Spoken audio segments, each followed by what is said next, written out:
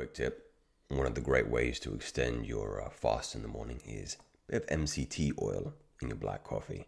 Helps to go a long way. Keeps you satiated for far, far longer. So gentlemen, today I thought I would discuss a video which cropped up again, which you may have already seen. Now the purpose and the premise of this video is twofold. The first is, of course, to outline the deluded narrative that most Western women think in respect to what is physically achievable in their respective romantic partners, husbands, long-term partner. But there's a second point to this video. I don't want you also deluded into the fact of what I'm doing here, right?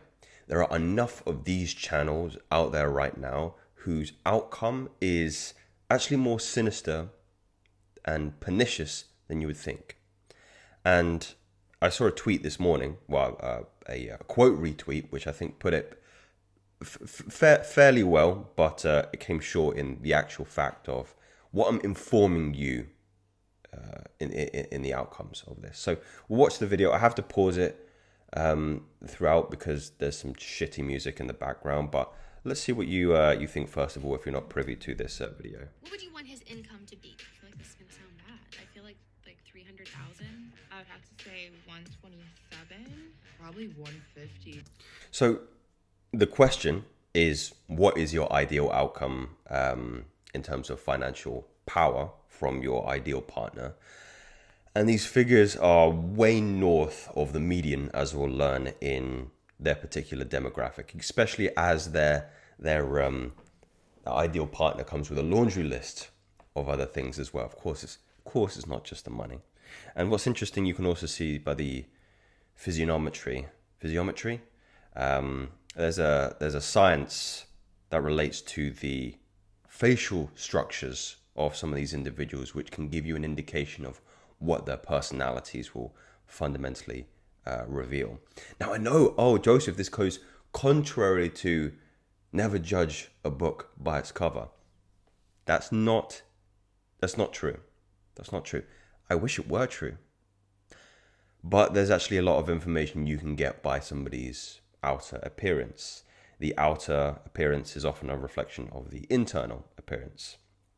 And you can begin to surmise or theorize what that individual will particularly look, behave, and fundamentally what their values are. Very, very interesting science. A good little analogy here is, of course, if you see someone who's obscenely overweight, you can deduce from that pretty logically that they're a lazy and perhaps apathetic person. Moving on, and the relationship here is, these women have a particular look. I would surmise that the majority of them spend a good deal of time on social media, on Instagram, on TikTok, and there I believe is the source of a lot of this delusion. $500,000. $500,000 a year, $250,000, $500,000 a year. This woman isn't unattractive. Well, perhaps I freeze framed it on a pretty poor frame there. But with all due respect, a fairly mid woman, you have to understand that the caliber of man who is making $500,000 a year, who comes with a laundry list of your other requirements, over 6 foot tall, funny, witty, charming, charismatic. You have to ask yourself the question, what kind of woman is a man of that caliber looking for? And I don't believe it's you. I don't believe it's you. Is that bad? 150, maybe to 250,000 a year would be comfortable for sure. I was just having this conversation with my friend, and she was like, you have to manifest a husband, girl, ideally. What is it? I mean, again, I know I'm privy to the law of magnetism, the law of assumption, and sort of Neville Goddard's work, which does have a lot of weight to it. But women manifesting these men and not manifesting any work ethic behind it is is the symptom of a lot of this delusion. And I'm going on a sidebar here, but you become the person first that's associated with the kinds of things that you have.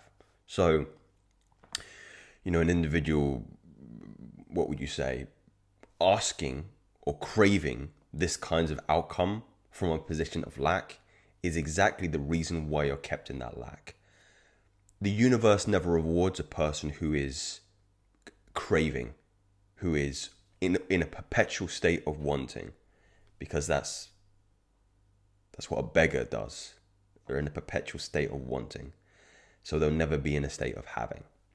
Another way to think about it. My husband needs to be making like 650,000. So you said you want 500K, but what do you think the median income is for a 30-year-old? 60K, 70K. It is $45,000. So a little bit of real life comes at you very, very hard there. I think the percentages on the caliber, the outcome of these kinds of men are very, very minute, and put in the perspective, the actual feasibility of acquiring an individual of this kind of level, less than 1%, less than maybe even 0.5%. I mean, she's asking for a guy who's got $500,000 liquid, to spend every single year. So I would imagine the percentages go a lot lower than that. And like I say, it's not like she's bringing anything of significant value to the table. And most of these men, are not going to settle for one woman anyway. They're going to be naturally polygamous, promiscuous by nature. And, you can't blame them. You certainly can't blame them. Once you put yourself in that particular position, it's hard to have some kind of self-control. And the reason why a lot of these women are deluded into the fact that they can have this kind of woman or sit on this kind of interview show and say, I'm deserving of this kind of man, is because that kind of man has slept with them before, right? Because he has options, because she recognizes he's high value, and the only thing I have to trade in relation to showing him my value is my box, right? But here's the thing, and you guys know this already. Women are the gatekeepers of sex, yes, but men are the gatekeepers of a relationship, meaning that just because you've traded sex in order to show your value to a man doesn't mean that he is going to allow you into a relationship with him. That's a completely different ball game. And then they come away from that experience thinking that just because I've had intercourse with this high value man, I can also be allowed access into his relationship, be allowed access into his finances, etc., etc., etc. It's not true. It's not true. So part and parcel of the rhetoric that I spout here is I believe the truly highest value men, and I don't really like that term, are the individuals that have the capacity to sleep with multiple women, but they don't.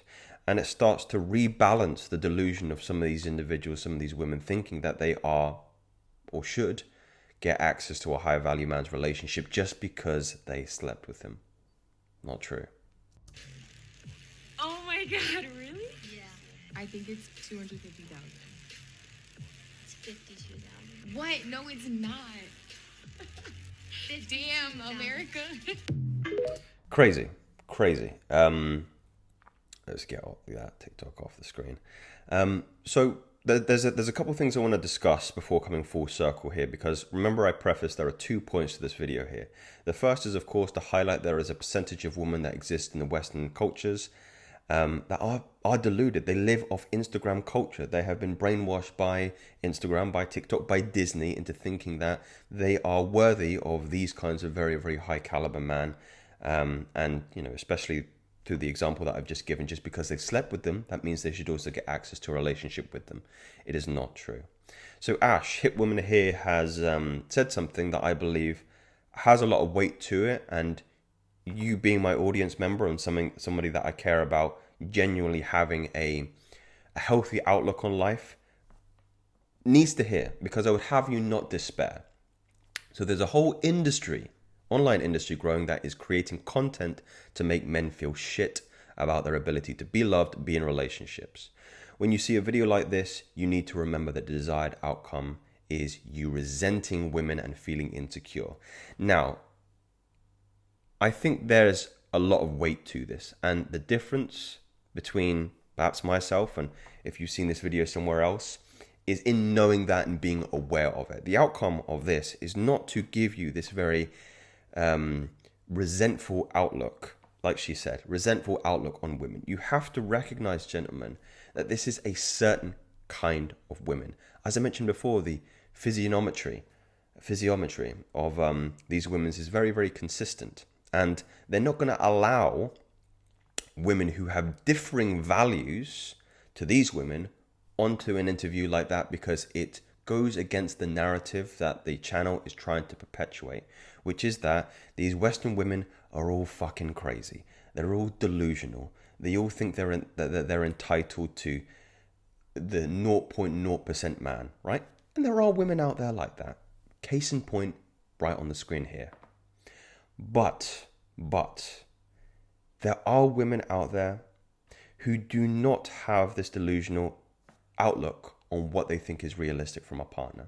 There are women who recognize that the median income for some men, depending on the age group, is going to be, closer to 30, 40, 50k per year. And they're perfectly content with that. And they're perfectly content with contributing to the lifestyle that they want. They want to be a partner. They want to be they don't want to be somebody who's not going to be contributing to their lifestyle, right? There are women out there that exist like that, but they're just not being given the screen time here because it doesn't promote outrage in you. And that's the thing that keeps you hooked on these kinds of, red pill compilation channels. It is the outrage element. You wouldn't be watching this video if it was women talking about, they want a man who's, a hard worker, motivated, goes to his 9-to-5 job, brings home the bacon. No, because there's nothing truly entertaining about that. We'd much rather get that reflex reaction of being, angry, being, calling these women deluded, and calling them, every pejorative under the sun. So it's really important that I communicate that you recognize that this is a certain kind of woman, and we certainly shouldn't blanket this kind of this kind of delusion to all women. And I also think there is some weight in the idea that most of these women do play up to the camera because they want to seem like the higher value than perhaps they recognize they really are. And it might come from a perspective of deep insecurity. Maybe I'm reaching here. Maybe I'm giving them the benefit of the doubt.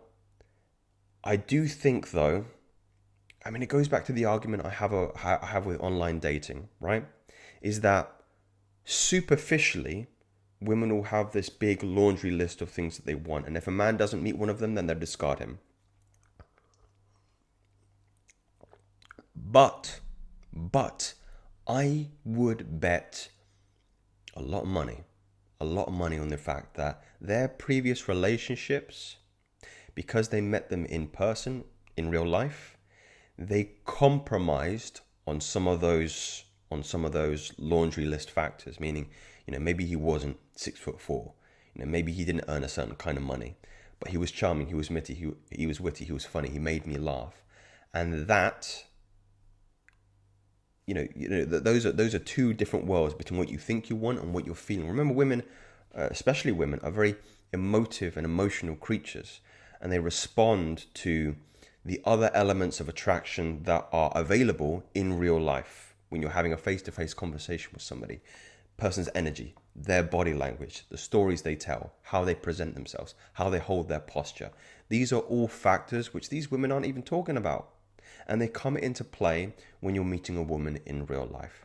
So, gentlemen, just to conclude this particular rant here, please do not be, and I'm sure you're a very intelligent man, you know this already, but it would be naive and irresponsible of me not to highlight the point that this does not correlate to all women. This correlates to a percentage of deluded women that spend and live most of their lives through Instagram social media culture. This is not a theory, it's a fact. Speak soon.